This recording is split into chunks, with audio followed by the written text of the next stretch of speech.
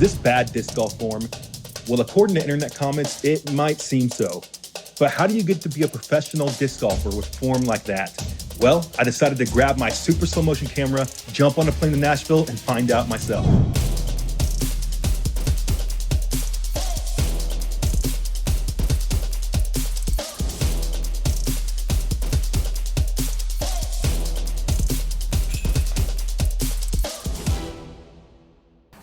All right, Eric, what's up, man? What up, brother? Good to see you. So I just landed, got over here to the park. So we were having a little conversation on Instagram last night. We were. I posted a video, and it got some talkage going. The video was about your form. Yeah. It's about your disc golf form. You're doing a little backhand. You have an unconventional form. I don't know the exact quote, but it was something to the effect of, your form is ugly. And bad. And bad. Yeah. Yeah. So first of all, how's your feeling? Honestly, like, as a person who has had this form since I got into this sport, I've seen worse things. And so I'm a little like kind of immune to it, or a little bit more like I can handle it. Sure. And you can say ugly because that's an observation. Like bad is like, bad would mean I'm inconsistent. Yep. Bad would mean I don't throw where I'm intending to. Bad would would mean a lot of things in my eyes. Like, unorthodox, unconventional is the way I like to look at it, because it's not bad. Because if I'm finding success with it, now I teach, and I don't teach my form. I teach the 3 things that I feel like I do like pretty dang close to what everyone else does. And that's a reach back, a pull through, and a plant foot. And that's what I focus on teaching people, because I think that's the most places where people's form is bad. Not in how they approach the front of the tee pad and how they get there. It's most of those mechanics that, 1, players do the same, and 2, most players are doing wrong at the amateur level. Yeah, and that seems to be a universal thing across sports. Is like there are multiple ways to get to the position you need to take. And I even think of like baseball. You look at so many different types of swings, but once they get to that loading spot, they pretty much all look similar. Absolutely. You know, so like we're talking about that. So we kind of been through this, but when someone says your form is bad, what are they portraying? What are they actually talking about? It's that it doesn't fit a norm. Yeah. And it doesn't fit this cookie cutter thing that I don't throw like Paul Macbeth. Sure. So I therefore am bad. You're bad, man. It's like I just don't think that is how disc golf should be looked at, because we should be focusing on things we can do right. The game has changed. To me, that shows that disc golf is not a solved thing. Sure. That disc golf form isn't a solved thing either, because nobody's body is the same. Nobody's physiology You don't is the think same. there will be a universal solved form for this is how to get the maximum thing, maximum distance, maximum efficiency? Maybe. We might be able to get there, but I just think that at the current status of things, your body type to my body type is different. So if you were to put things in that scope, how we get there is still so different.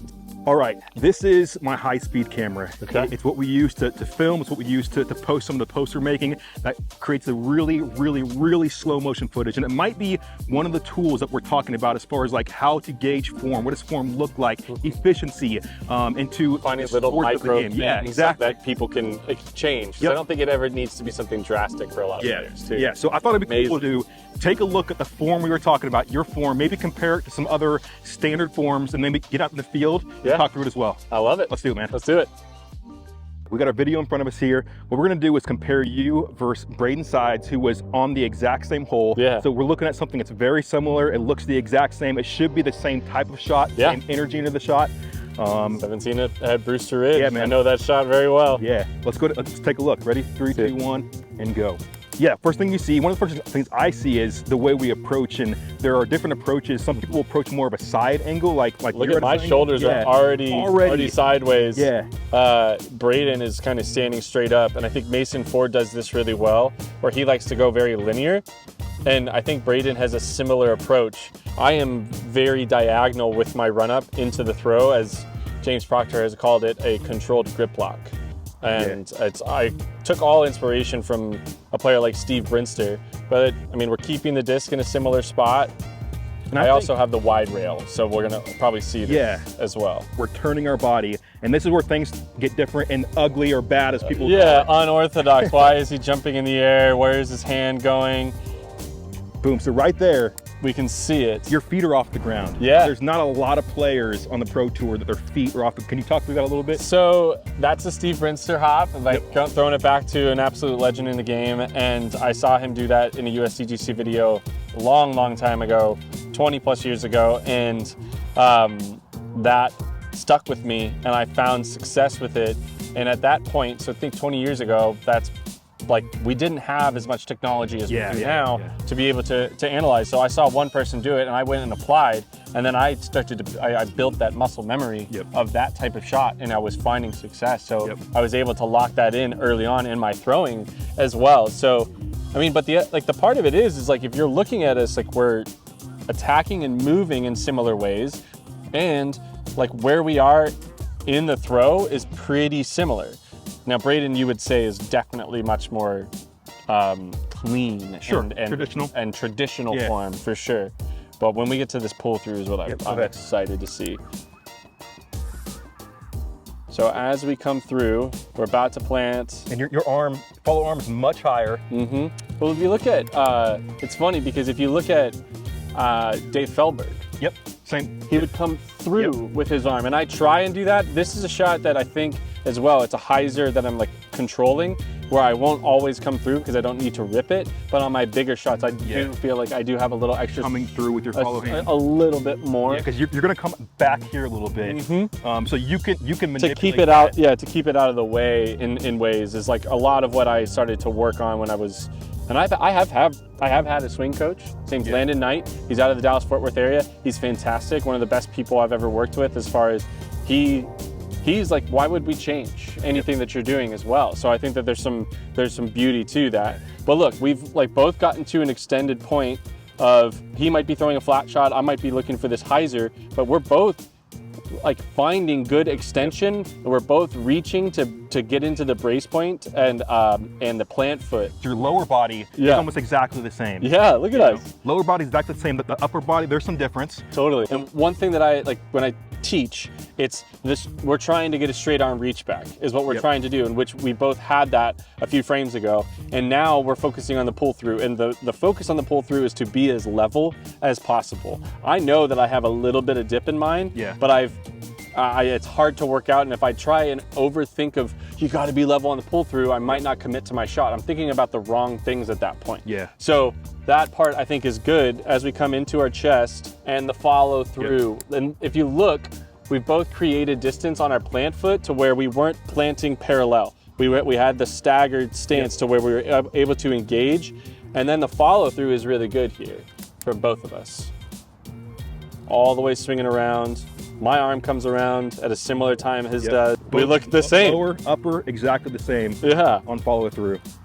Dude, he has such clean. Yeah, it's clean, man. It's kind of nuts. People call it like butter smooth, man. It's butter. Dude, he is. And obviously, you've had tremendous success overall in your career. You've been at this a long time. It's something not a lot of people in the world can say. So what you've done with your form, finding your form, it's a personal thing. And again, you've adapted your body, your mind to it. And I'm not telling people to throw like me.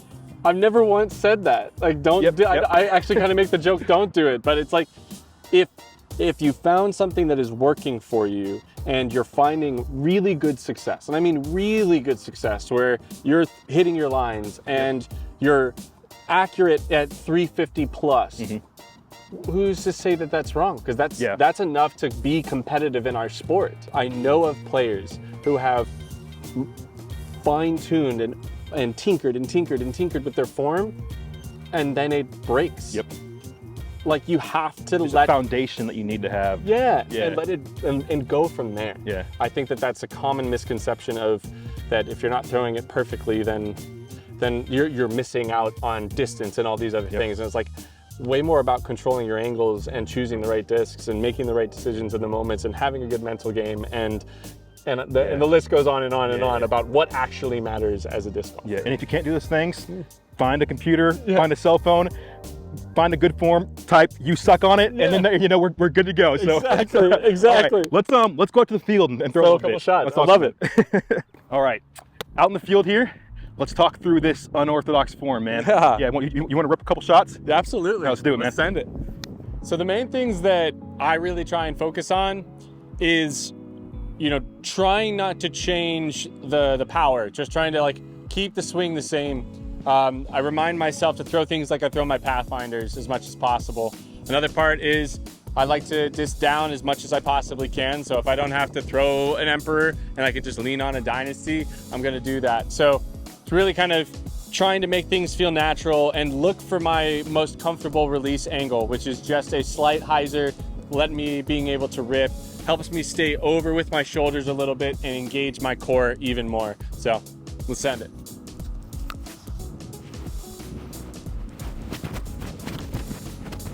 I was smoked.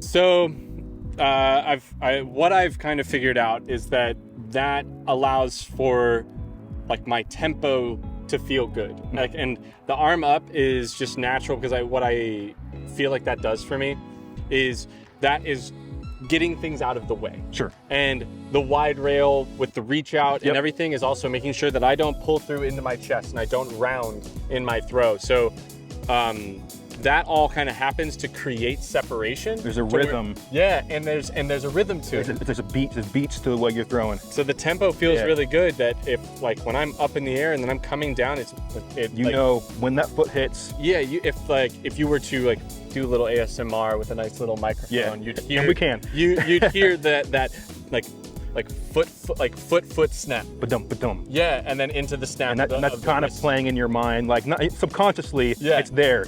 But I'm trying to keep that tempo for the majority of my throws. Yeah. And I think that hop and everything coming up, it works that way. And if I keep myself relaxed and do those things, let it be natural, I find that tempo and that rhythm is what will help me lead and keep me successful. Yeah. So, Awesome. Got one more in you? I got it. Let's do it. Let's do it.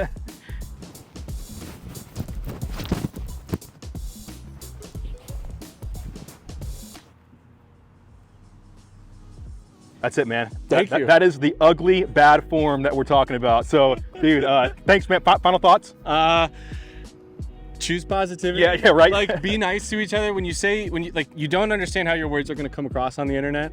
So if you think that it might like hurt someone, don't say it, or think it it's through. pretty easy to just not say something hurtful. Totally. And if you don't agree, you can still choose your words to do so in a kind and loving way. And if you strongly don't disagree, just like maybe a DM, maybe something like that. And I think that there are right and wrong ways to go about things in our life. And I would just say, choose a little more positivity, more love, baby. Yeah. Let's go. Let's go win a tournament. Let's go. I'm down. I want that guitar. Yeah. That is a sick prize, man. Dude, on like one of the best trophies for sure.